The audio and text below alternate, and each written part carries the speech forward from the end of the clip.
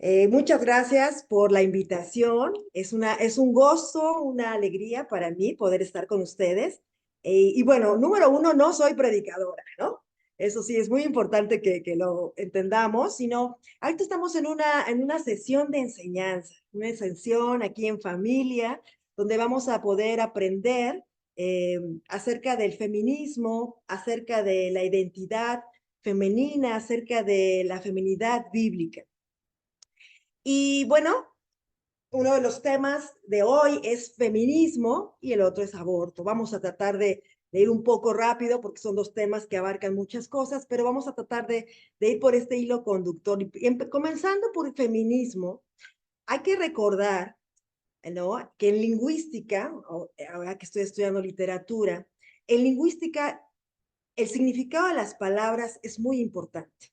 Una palabra trae mucha carga semántica, hay muchos significados y que tiene también que ver cuándo nació una palabra, el contexto histórico, ideológico de una palabra.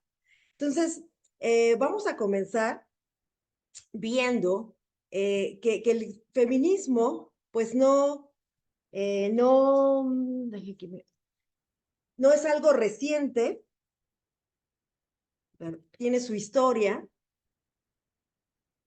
esta palabra, y aquí vamos a poner, voy a aquí compartir la presentación. Como les comentaba, el feminismo no es un concepto que surgió recientemente.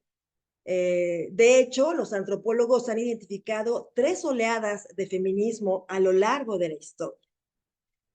Esta primera oleada, y antes de verlo, como les comentaba, estos eh, conceptos del feminismo a través de la historia.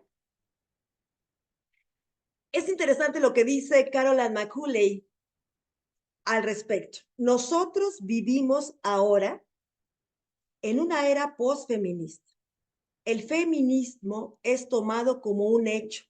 Lo respiramos, lo pensamos, lo vemos, lo leemos. El feminismo ha alterado profundamente el concepto de nuestra cultura y de la iglesia sobre lo que significa ser mujer. Esto es importante. O sea, ahorita vamos a ver en la historia cómo comenzó, ¿no?, con demandas reales, demandas y situaciones reales, y cómo se ha ido desvirtuando o dándole solución con cosas que no son correctas. Pero vamos a ir viendo estos postulados, entendiendo que el feminismo lo que trae alrededor, ¿no?, históricamente. Entonces me gustó mucho esta frase, este concepto, este párrafo que nos dice esta autora al respecto. Entonces estamos en una hora posfeminista, ya el feminismo es histórico. Esta primera ola inició en el siglo XVIII, cuando Mary, este apellido es difícil, es inglés, Wollstonecraft, eh, ella es mamá de Mary Shelley, a la autora de Frankenstein. Ella escribió su famoso libro, Reivindicación de los Derechos de la Mujer, una vindicación de los derechos de la mujer. En ella, ¿verdad? En 1848, al igual que a esto en Inglaterra y después en Nueva York, alrededor de un centenar de mujeres se reunieron en la ciudad de Nueva York para apoyar lo que se conoció como la Declaración de Sentimientos, en donde las mujeres reclamaban las injusticias sociales que estaba sufriendo el sexo femenino. Históricamente, la mujer, pues sí, ha luchado primero por poder votar, ¿no?, por no ser tratada injustamente, y reclamaban que las mujeres habían sido excluidas de las profesiones de teología, medicina, leyes, y también reclamaban que no tenían derecho al voto, ¿no? Esto es como que lo incipiente, como comenzó, pero no existía el feminismo como tal, ¿no? Es una primera ola, estos antecedentes. La segunda ola del feminismo se inició a mediados del siglo XX, donde una filósofa francesa llamada Simone de Beauvoir escribe su famoso libro en 1949, El segundo sexo, que se convirtió en los años 60 en el manifiesto de la liberación femenina. Sí, es importante, como te comento, que históricamente, pues, ¿qué estaba pasando o qué corriente filosófica apoya esto en este contexto en el libro? Pues es la corriente del existencialismo, ¿no? Pareja de ella, de Simone de Beauvoir, pues era Jean-Paul Sartre. Este existencialismo, pues su premisa principal dice que la existencia es anterior a la esencia y la esencia vino antes que la existencia. ¿Qué implica esto? Pues esta premisa parte de que no existe Dios, por lo tanto, nadie nos pensó en la eternidad con un propósito particular, sino que más bien el hombre es resultado de un accidente fortuito. No tenemos ningún propósito previamente establecido, sino que cada quien debe darle propósito y significado a esta vida sin propósito. En este libro, Simone de Beauvoir sugería que a la mujer se le había asignado un estatus secundario en el mundo. La mujer era, según esta filósofa, un ciudadano de segunda clase en un mundo que le pertenecía a los hombres.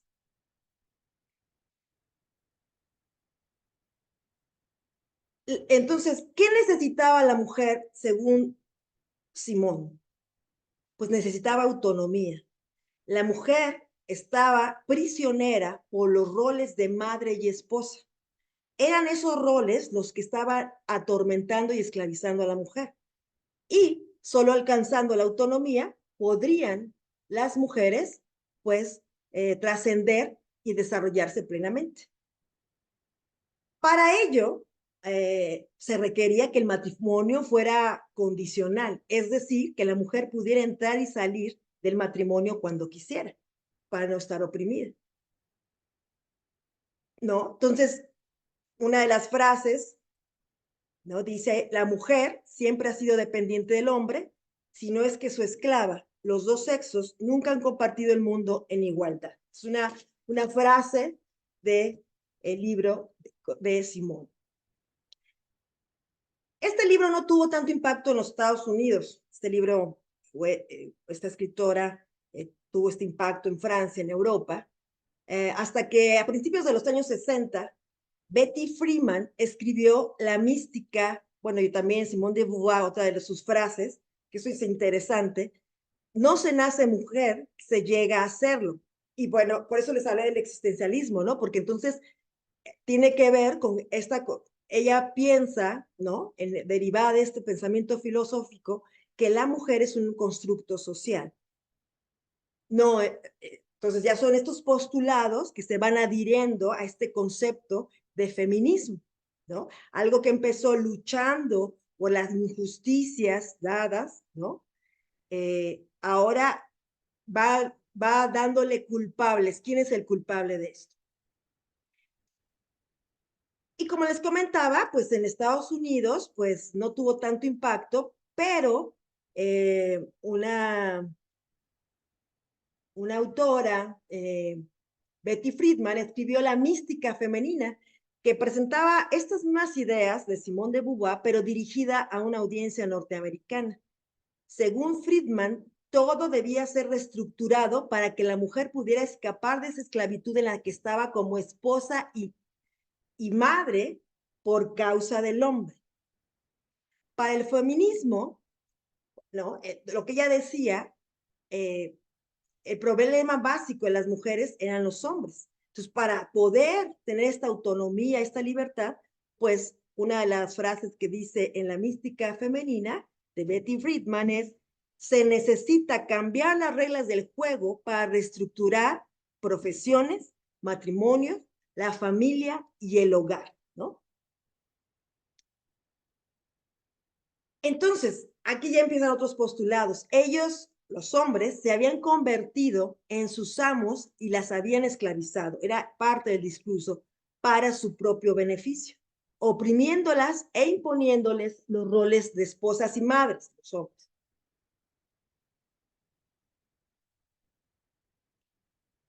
Mary Kassian, que es una escritora cristiana que ha hablado mucho al respecto del feminismo y ha hablado más de la feminidad bíblica, algo que dice es que para las feministas, el patriarcado era el poder de los hombres que oprimían a las mujeres y era responsable de la tristeza de las mujeres.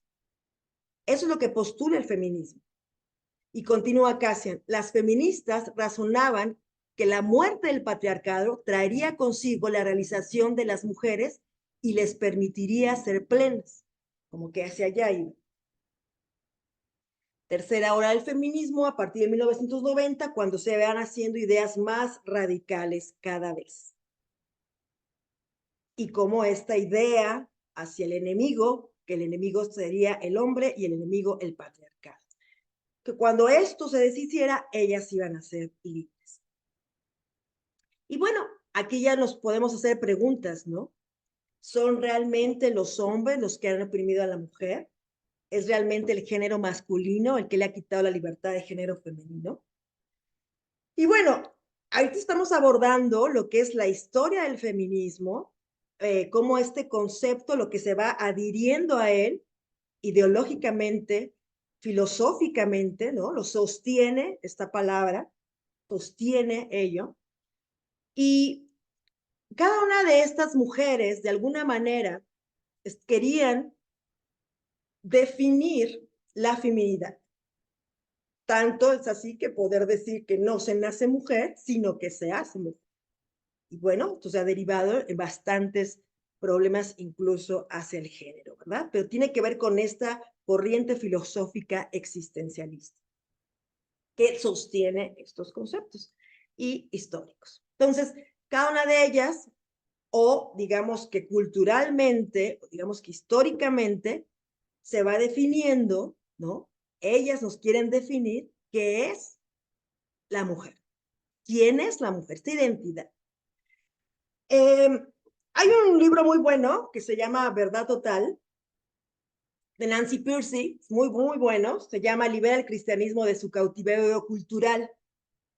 Y ella, una de las tesis que maneja, tiene que ver con ver estas cosmovisiones y la cosmovisión cristiana. O sea, cómo yo, como creyente, esta es una clase que tenemos aquí, ¿verdad?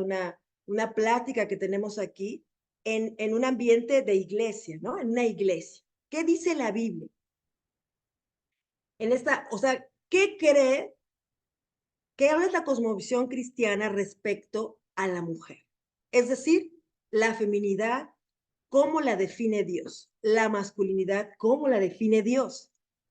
¿No? Esta es la cosmovisión cristiana, porque luego nos dicen, es que Dios dice tal cosa, es que Dios, a ver, ¿qué dice la escritura? Entonces, ella, Nancy Pearcey, me gusta mucho cómo lo plantea, porque nos dice, a ver, tú tienes que cada cosa, digamos, cada concepto, lo tienes que basar bajo lo que es la creación, la caída y la redención.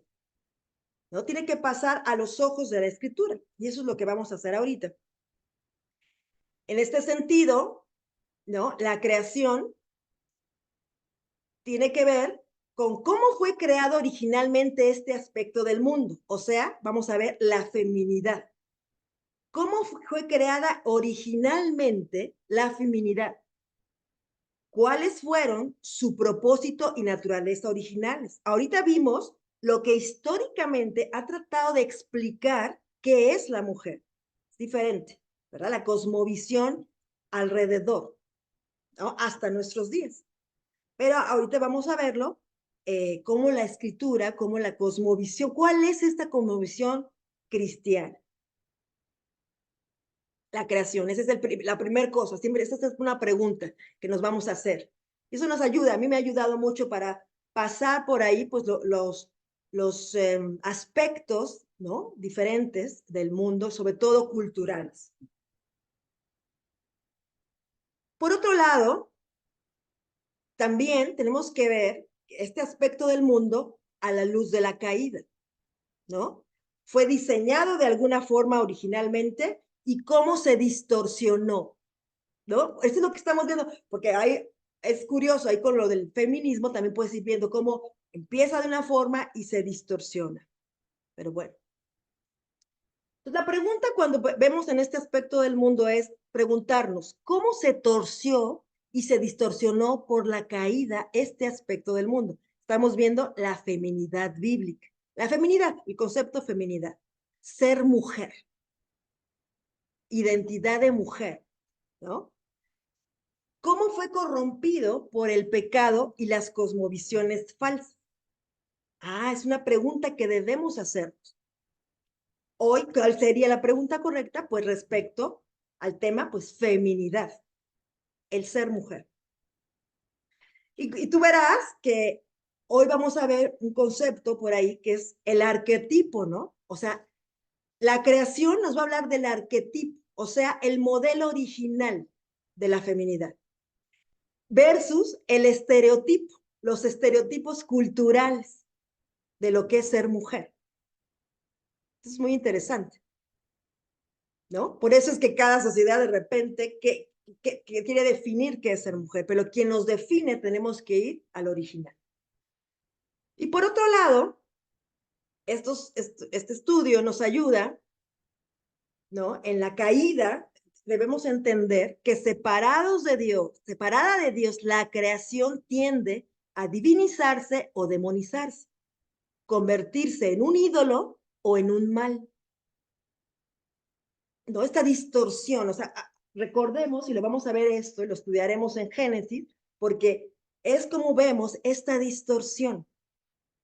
O sea, el impacto del pecado en el mundo fue cósmico, afectó cada cosa, trastocó cada cosa, distorsionó. Y por eso históricamente vemos las injusticias, la violencia, claro, como algo que no era parte del original.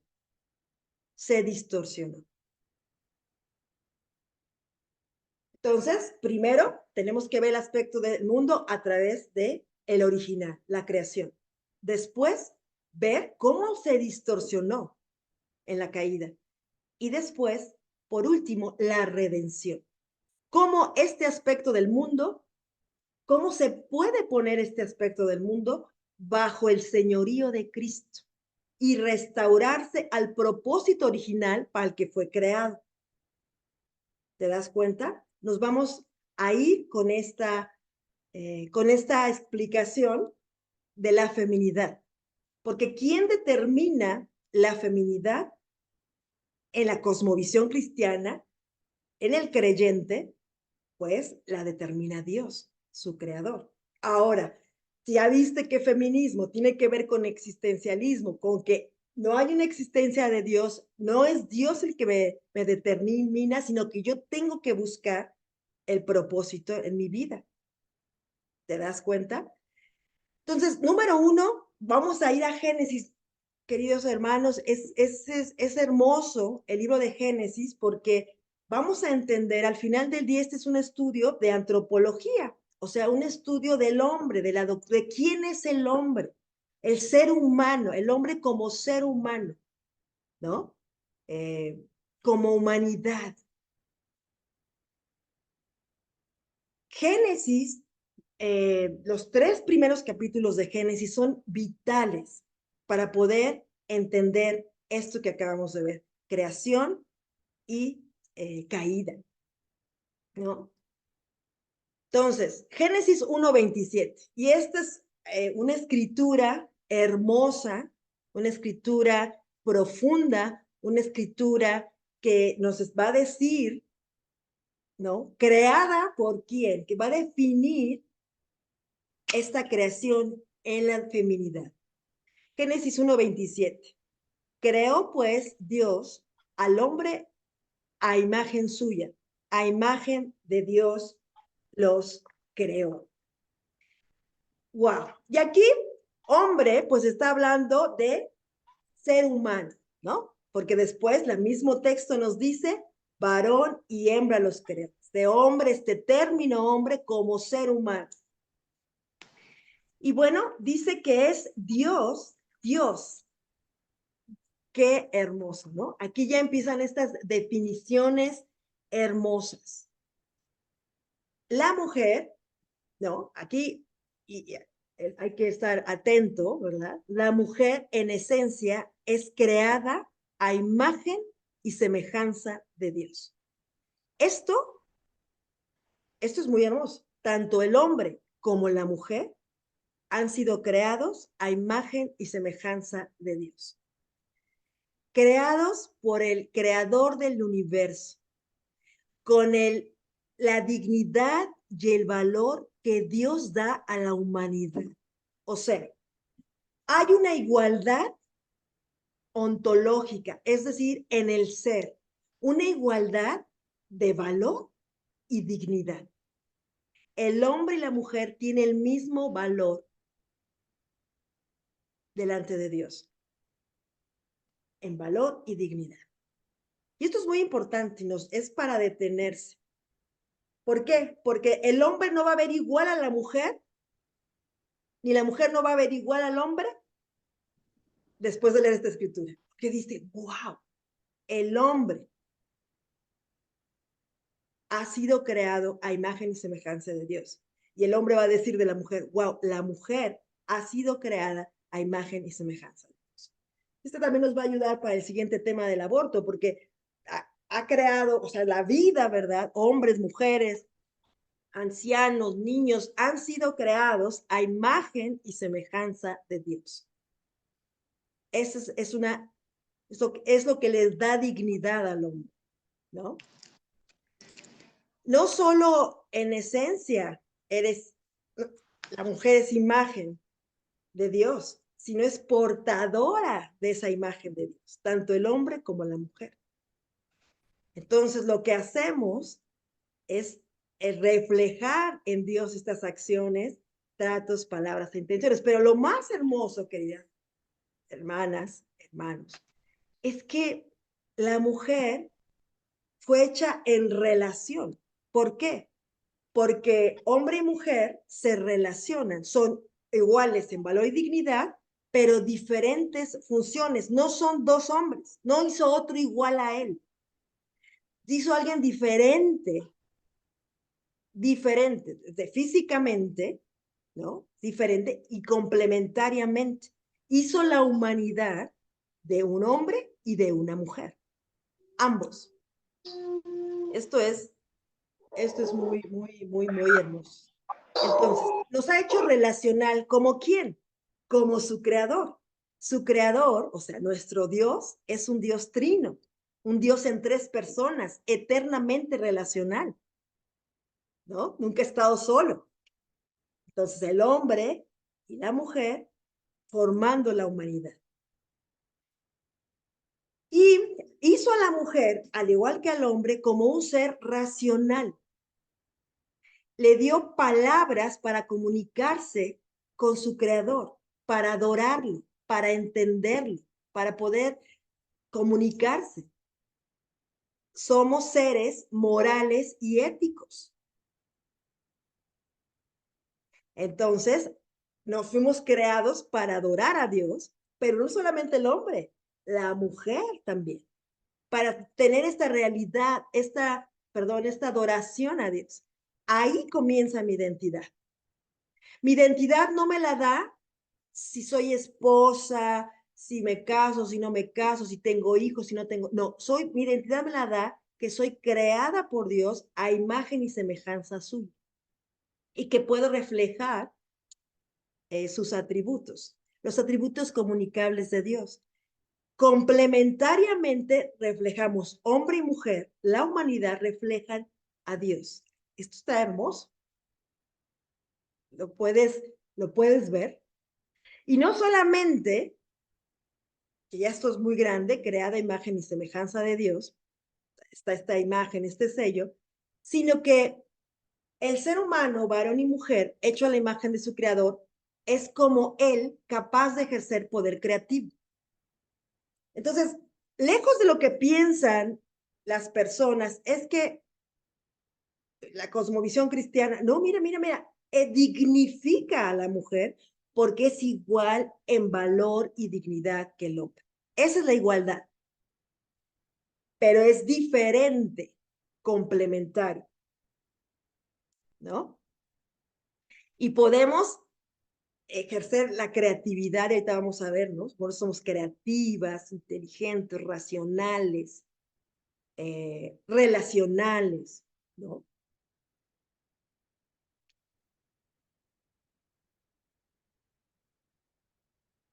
Es portadora de la imagen de Dios también como corregente, porque no solamente quedó en el versículo 27, Génesis 1:28. Dios los bendijo. ¿A quién? A ambos, a los dos. Mira el trato de Dios, de nuestro Creador, de nuestro Padre. Ese trato, Él, y Él es el que define la identidad de la mujer, la identidad del hombre, la masculinidad y la feminidad. Y Dios los bendijo y les dijo, ¿no? Hay una bendición. Sean fecundos y multiplíquense, llenen la tierra y sométanla, ejerzan dominio sobre los peces del mar, sobre las aves del cielo y sobre todo ser viviente que se mueve sobre la tierra. Ah, ok. Entonces, representantes de Dios que tenemos funciones que hacer, tenemos una mayordomía sobre la tierra, ¿no? Sí, sí hay fecundidad y multiplica la tierra, pero también llenar la tierra, someterla, ejercer dominio. No solamente el hombre, la mujer también. ¿Te das cuenta? Sobre la creación, hombre y mujer. La, la bendición fue para los dos, corregentes, mayordomos. Esto está muy hermoso. El hombre y la mujer tienen una función que hacer sobre la creación de Dios, ¿no? Por eso las artes, por eso la productividad, por eso todo el trabajo que hay, labrar la tierra, los frutos, todo eso juntos, mayordomos, corregentes. Esto es antropología, esto es el estudio del hombre, el estudio de la humanidad, hombre y mujer, ¿no? Bíblicamente. Lo define aquí Dios en Génesis. Y todas estas funciones glorifican a Dios, es para glorificar a Dios. Estamos ahorita en la etapa creacional, creación, así, el diseño divino. Es este, el original, el arquetipo. ¿Ok? Fructificad y multiplicados, llenad la tierra y sojuzgadla, dominad. Estas funciones las compartimos hombres y mujeres. Esto es hermoso, es una relación complementaria. Somos iguales en valor, somos iguales en dignidad, somos iguales como portadores de imagen de Dios. Yo creo esto porque soy cristiana, no porque soy feminista, ¿sí? O sea, la igualdad, hombre y mujer y valor y dignidad la da Dios y la cosmovisión cristiana. El mundo ha distorsionado esta idea y vamos a ver cómo la distorsionó. Y por eso lo que vemos, la violencia, el abuso, el ejercer un dominio opresor, que lo hemos visto no solamente hacia la mujer, sino hacia el débil, hacia el anciano, hacia el niño, eh, hacia el desprotegido, hacia el pobre. Bueno, eso es parte de la caída de esta distorsión de ejercer mal esta mayor dominio, ¿verdad? Pero el hombre y la mujer, a pesar de que somos iguales en valor y dignidad y portadores en la imagen de Dios, no somos iguales, somos diferentes. Es como un engranaje.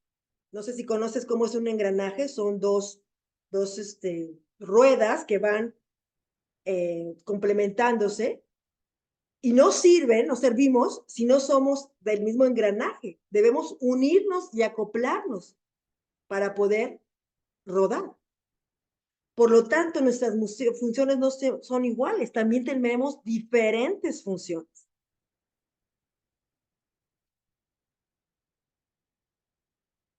Por otro lado, la Biblia nos dice en Génesis 2:18 que somos creadas en relación, no solamente, obviamente, relacionalmente con Dios, porque Dios es un Dios trino, pero también en relación específicamente.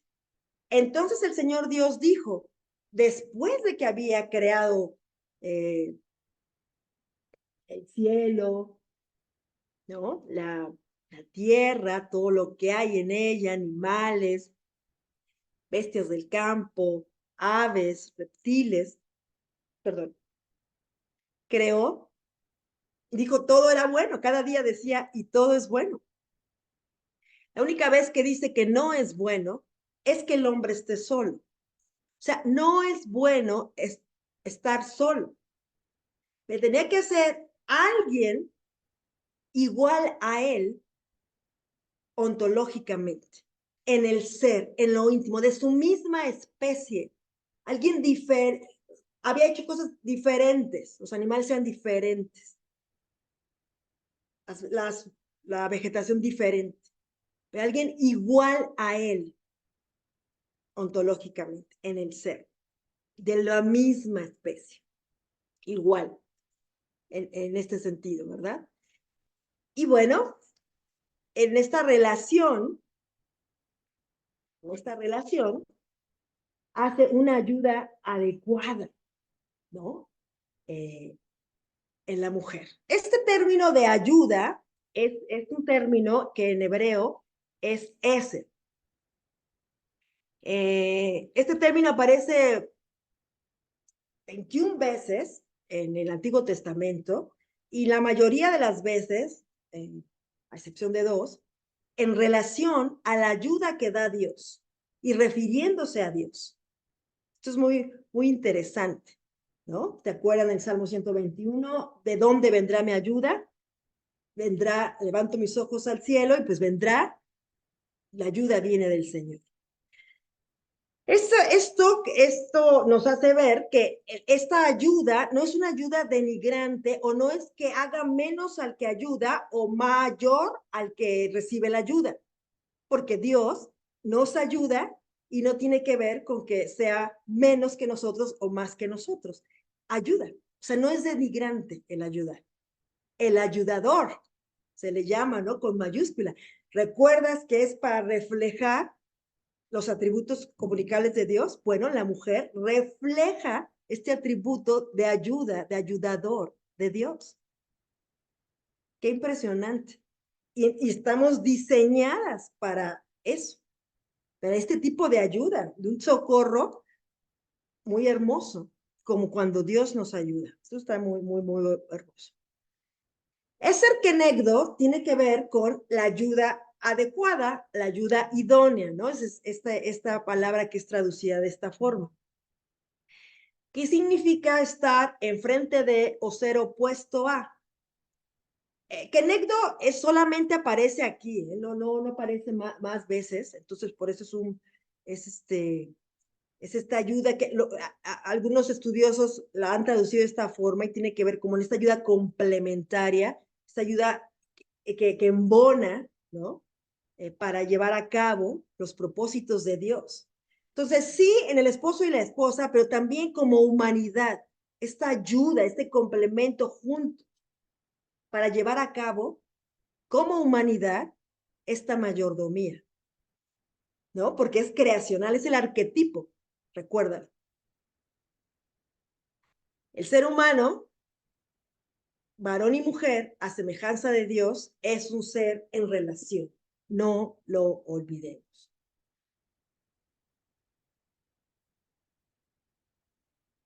Pero viene la caída, ¿no? Luego le dijo a la mujer, Génesis 3:17, haré más agudo el dolor de tu embarazo y con dolor darás a luz y desearás controlar a tu marido, pero él gobernará sobre ti. La caída, como les comento, afecta cósmicamente todo, lo distorsiona. lo toca, lo trastoca. El pecado, las consecuencias del pecado son muy fuertes. Y aquí en la versión NTV es una versión que creo que, sobre todo la parte segunda de este verso, nos ayuda. Desearás controlar a tu marido, pero él gobernará sobre ti. Ya viene la distorsión, ¿no? La distorsión. Esta lucha entre lo que iba a ser complementario, de ayuda, corregentes, a una lucha de poder, a una lucha de culpas. Tú tienes la culpa, no tú la culpa, ¿no? Lo que escuchábamos hace rato un poquito en la historia eh, de la humanidad respecto a la relación hombre-mujer, ¿no? Por eso es que sí, es verdad, hay violencia, se trataba a la mujer mal, se le consideraba de segunda de categoría, no tenía acceso a... Claro, todo eso es parte de la caída. Históricamente es esta distorsión, ¿no? El pecado distorsiona la feminidad bíblica.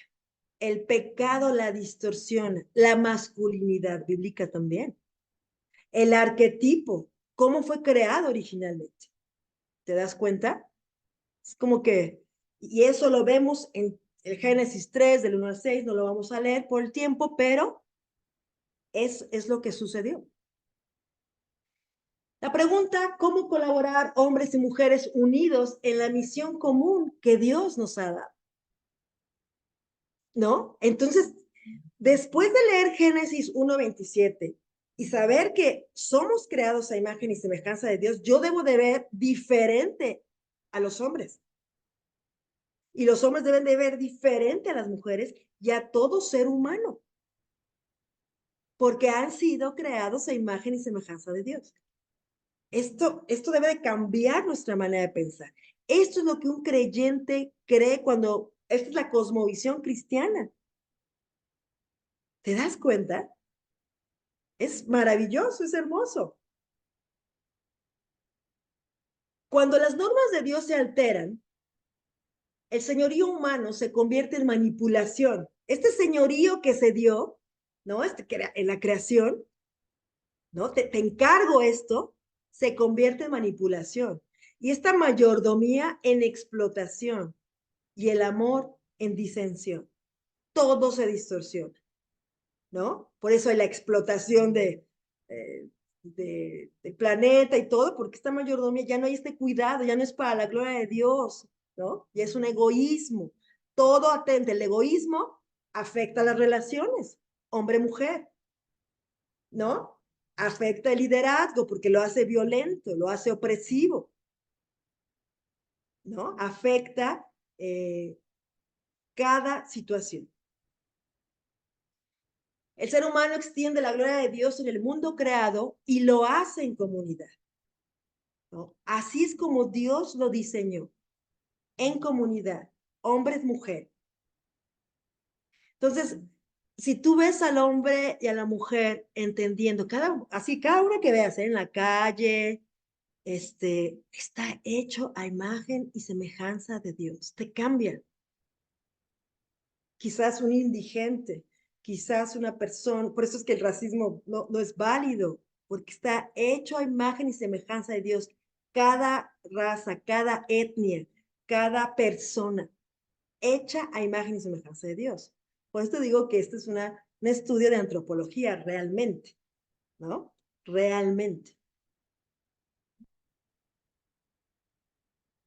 Hay que tener cuidado con los estereotipos culturales, ¿no? A veces pensamos que, porque los roles, ¿no?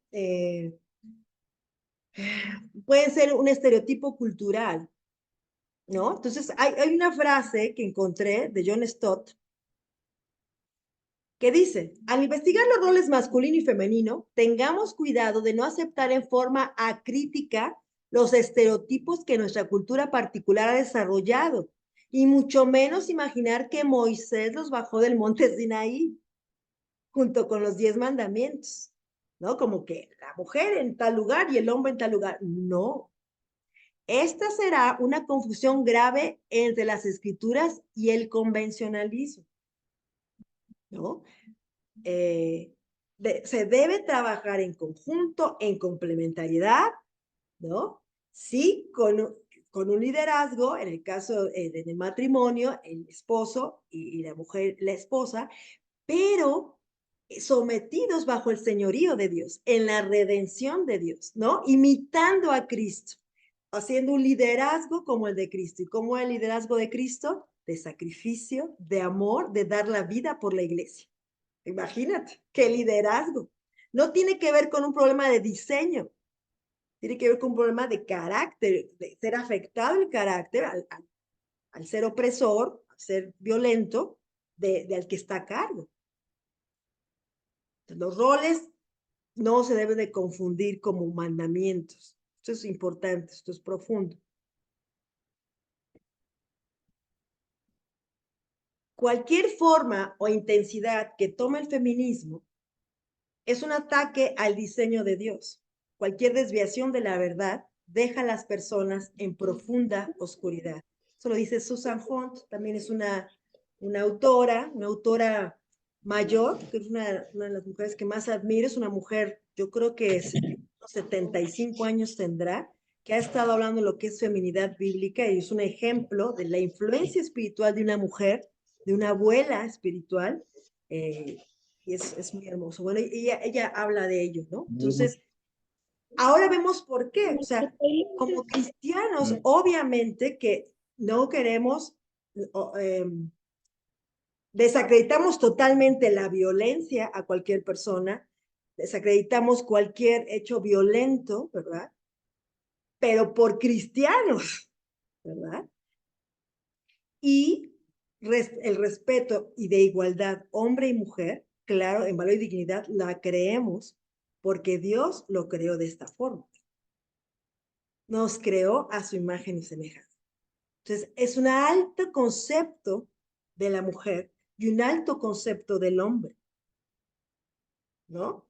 Porque estoy memorizando escrituras y una de las escrituras que estoy memorizando este año es el Salmo 8, que tiene que ver con la creación del hombre y de la mujer, de esta corona de la creación, ¿no? De esta dignidad, a la vez de ser hechos de polvo, para de ser dependientes de su creador, pero también ser hechos como esta corona de la creación, esta paradoja humana, ¿no? Dependiente de su creador. Y que no te engañen, ¿no? Satanás va a querer engañar como en la caída, decirte mentiras, ¿no? De la bondad de Dios, de tu creador, cuando al contrario, es quien nos dignifica, ya dignificado tanto al hombre como a la mujer. Y el pecado ha distorsionado esta dignidad. Entonces, no olvidemos el arquetipo versus estereotipo.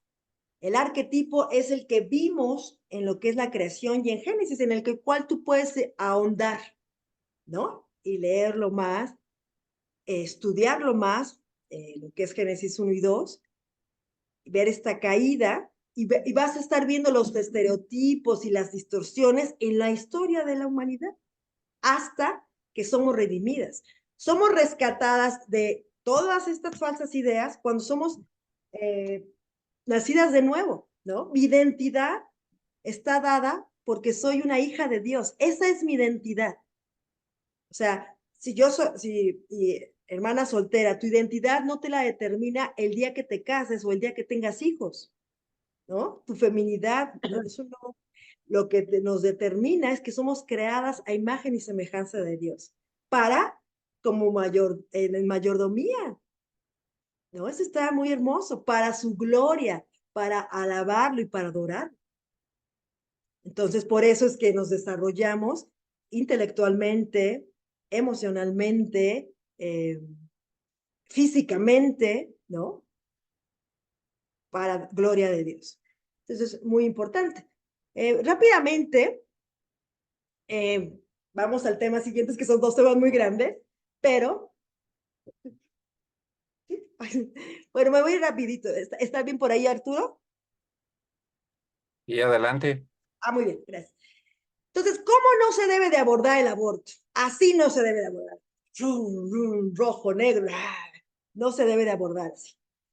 Aparte aquí es una audiencia que, a ver, yo creo que todos creen, ¿verdad? Es una pregunta para ustedes. Yo creo que, ¿quién de aquí creen que el aborto es pecado? Me imagino que todos, ¿verdad? Alzarían su manita. ¿Cuántos de aquí creen que realizar el aborto ajá, al realizar un aborto se mata una vida, ¿no? Aquí en la audiencia, pues lo creemos. Si estamos hablando de aborto, de un aborto obviamente no espontáneo, ¿no?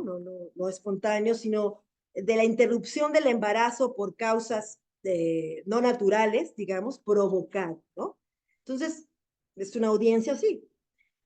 Entonces, no comenzamos con el tema del aborto como el tema del aborto en sí, sino como el valor de la vida. Es lo mismo, es esta continuación del mismo Génesis, ¿verdad? De la antropología, de la cosmovisión cristiana del hombre, de la vida, de quién es el hombre, de quién es la mujer y de la vida misma. ¿Qué es lo que le da valor a nuestra vida? ¿Qué filosóficos andamos? Por eso estamos estudiando ahorita antropología, el estudio del hombre, ¿no? Estas preguntas nos conciernen a nosotros. ¿Qué le da valor a la vida? ¿No? ¿Se han dado cuenta cómo la sociedad le tiene poco valor a la vida? Asesinatos, cosas horrendas como desmembrados, cabezas, colgados, padres que matan a sus hijos, hijos que matan a sus padres, profesores, entre alumnos, muertes, situaciones de ese tipo, alumnos que matan a compañeros. Alguna vez en Culiacán, una noticia que un hombre estuvo tirado en el suelo por horas y nadie se acercó a levantar. Estamos en una sociedad, queridos hermanos, que no valora la vida.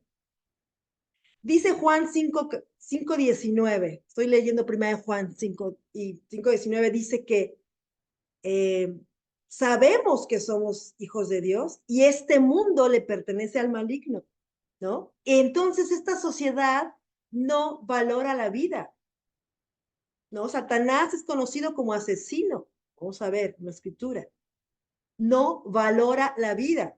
Qué interesante, ¿por qué le dice Jesús que Satanás es asesino desde el principio? Asesino, no solamente mentiroso, asesino. En este contexto debemos recordar que la historia de cada ser humano empieza en el diseño santo y trascendental del Creador. Igual, como Génesis nos lo dice. Y este Creador graba su semejanza en cada uno de los seres humanos. Si tratas de comprender la historia de las personas sin recordar sus raíces en las palabras de Dios, estas palabras en el huerto del Edén, vas a malentender quiénes son y de qué se trata la vida. Por eso es tan importante que nosotros estemos exponiéndonos a qué creemos, qué es lo que creemos en la Biblia, en Génesis. Si no tomamos en cuenta el primer capítulo de Génesis, eso nos conduce inevitablemente a desvalorizar a las personas, a rebelarse contra los mandamientos de Dios acerca de cómo debemos tratar a otros seres humanos. De hecho, de ahí nace, ¿no? Partir de ahí nace. ¿Qué significa ser humano? Por eso les decía que tiene que ver con antropología bíblica. Este término en griego, antropos, ¿no? Ahí está escrito, del estudio del hombre. ¿Qué significa ser humano? Esta pregunta tiene implicaciones para muchas disciplinas: sociología, historia, biología, psicología. Cada una de estas disciplinas la responde de diferentes formas. También esta pregunta revela por qué el hombre debe de creer en la igualdad, la compasión, el amor o ver por los más débiles. Es una materia que te estudia a ti, porque eres ser humano. ¿Qué significa ser humano? Y bueno, la misma escritura que vimos ahora en esta versión textual, y dijo Elohim, hagamos a un hombre a nuestra imagen, conforme a nuestra semejanza, y ejerzan dominio sobre los peces del mar, sobre las aves del cielo, sobre el ganado, sobre toda la tierra y sobre todo reptil. Aquí dice, sobre todo reptil que repta sobre la tierra. Y Elohim, Aleph Tav, creó al hombre a su imagen. A imagen de Elohim lo creó. Macho y hembra los creó. Y el énfasis, como les decía, el hombre como humanidad y después hombre y mujer dentro de la humanidad. Y bueno, aquí.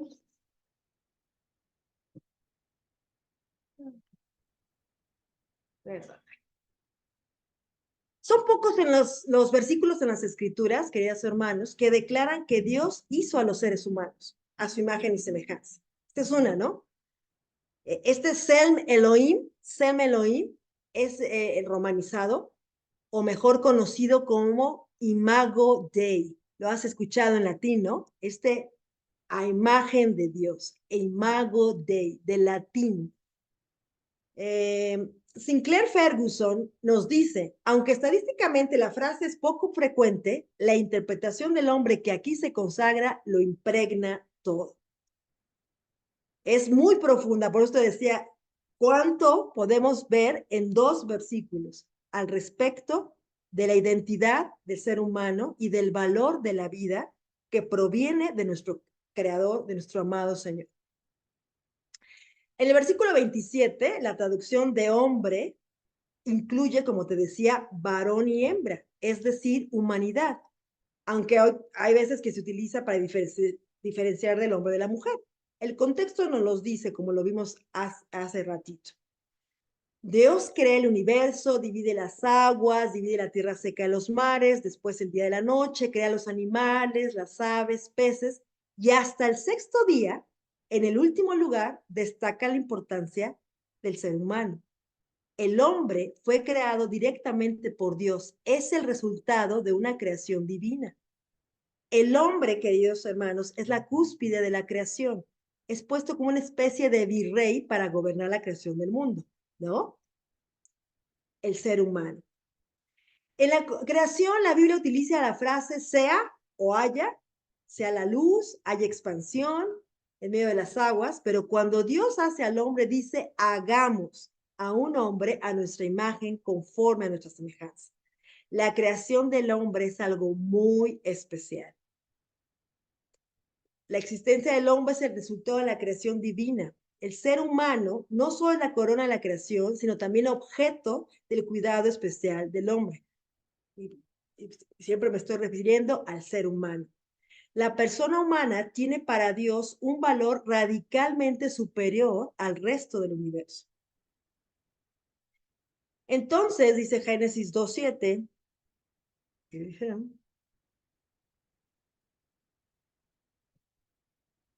entonces Yahvé Dios formó a Adán del polvo de la tierra y sopló en su nariz aliento de vida y fue Adán un alma viviente. Entonces, el valor del ser humano se lo da Dios. No lo da los medios de comunicación, no lo da nuestro jefe, no lo da una sociedad. El valor del ser humano lo da Dios. Esto es muy importante. El hombre, como decíamos, fue creado directamente por Dios. En esta imagen, en este sello, ¿verdad? En este patrón. Entonces el hombre tiene un interés, Dios tiene un interés de salvar al hombre y el hombre disfruta de la creación de Dios. Bueno, Dios designa el valor intrínseco de las personas. Esto es muy importante. El ser humano es tener dignidad y valor porque se es portador de la imagen misma de Dios. ¿Te das cuenta? Eso es lo que nos da el valor y la dignidad. Todos por igual somos portadores de la imagen de Dios. creacionalmente.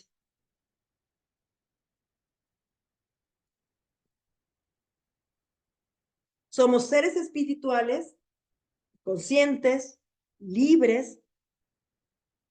Esto es lo que encierra, estas verdades las encierran estas escrituras. ¿Para qué fuimos creados? Para disfrutar de una relación con Dios. El hombre se ha desviado de ello después, pero así fue creado.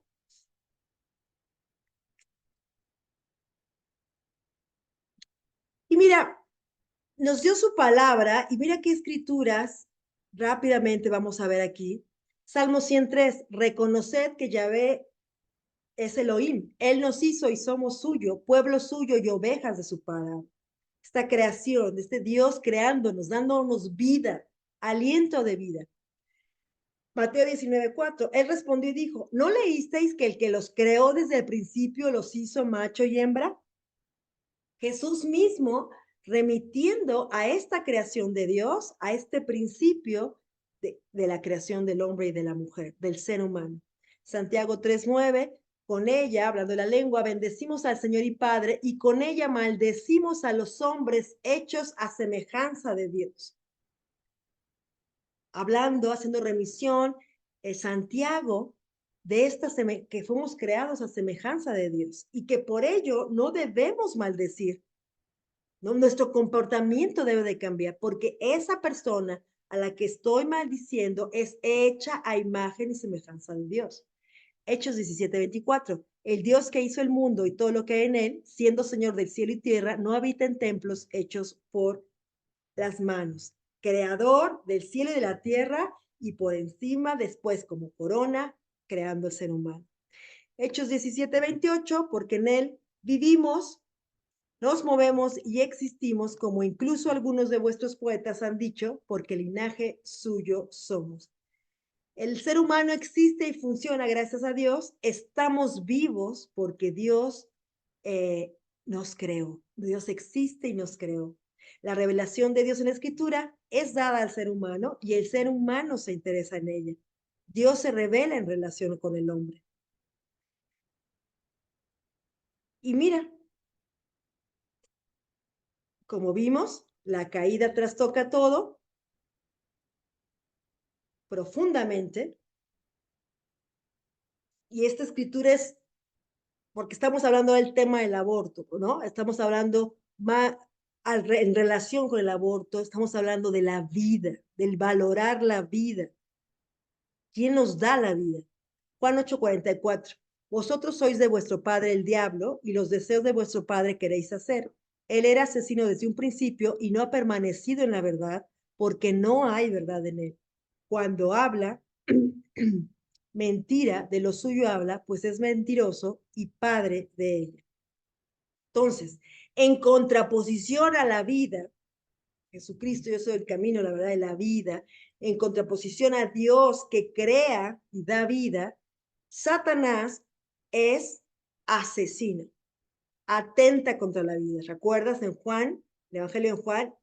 El Satanás vino a destruir, matar. Está en contraposición, la antítesis, lo opuesto a la vida. Entonces, relaciónalo con el aborto. En esta caída, este término de dar vida creacional distorsionado. Apocalipsis 12:9. Y fue arrojado el gran dragón, la serpiente antigua, el llamado diablo y Satanás, el cual engaña al mundo entero. Fue arrojado a la tierra y sus ángeles fueron arrojados con él. Apocalipsis 22. Y prendió el dragón la serpiente antigua, que es el diablo y Satanás, y lo ató por 1000 años. Estos conceptos, ¿no? Satanás como asesino atenta contra la vida, ¿no? En esta caída que vimos de Génesis 3. Adán y Eva conocieron personalmente el mal. Dialogó Eva con él. Se cortó la comunicación con Dios. La naturaleza humana se corrompió. Dios castigó el pecado, toda la raza y la naturaleza. Antes no había muerte, ¿se acuerdan? Con el pecado vino la muerte. Y mira, ¿por qué es importante que veamos, nos llenemos de los valores de la vida, escuchemos de la vida? Porque mira lo que puedes llegar a pensar, que abortar también es un acto de amor, que no querer ser madre es razón suficiente para atentar contra la vida, ¿no? Todo lo que ves alrededor, este mundo está a favor de la muerte.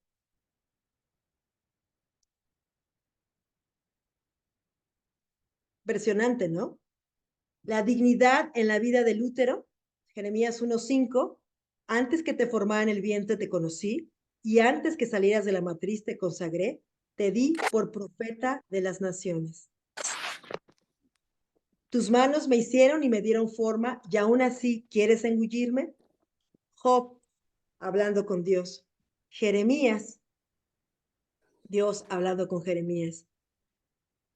Salmo 22, a ti fui entregado desde la matriz, desde el vientre de mi madre, tú eres Elí.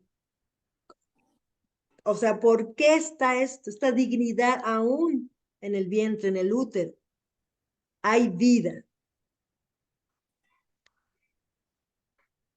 Salmo, el Salmo 100, es que no alcanzo a ver. Ahí lo pueden ver ustedes. Tú creaste las delicadas partes internas de mi cuerpo y me entretejiste en el vientre de mi madre. Gracias por hacerme tan maravillosamente complejo. Tu fino trabajo es maravilloso, lo sé muy bien. Tú me observabas mientras iba cobrando forma en secreto, mientras entretejían mis partes en la oscuridad de la matriz. Me viste antes de que naciera. Cada día de mi vida estaba registrado en tu libro. Cada momento fue diseñado antes de que un solo día pasara. Qué preciosos son tus pensamientos acerca de mí, oh Dios, no se puede enumerar.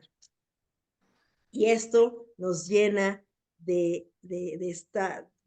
la piel, ¿no? Se enchina de pensar en la vida, o sea, cómo ya hay vida y cómo Dios piensa en desde el vientre. Eso es impresionante.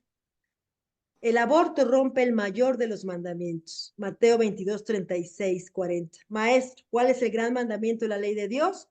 Amarás al Señor tu Dios con todo tu corazón, con toda tu alma y con toda tu mente. Este es el primero y gran mandamiento y el segundo es semejante a este. Amarás a tu prójimo como a ti mismo. De estos dos mandamientos penden toda la ley y los profetas. El aborto, Mateo 19:14, pero Jesús dijo, dejad a los niños, no los impidáis venir a mí, porque de los tales es el reino de los cielos. Salmo 127:3, los hijos son un regalo del Señor, son una recompensa de su parte. Los hijos en toda situación son una bendición. Lo dice la Escritura.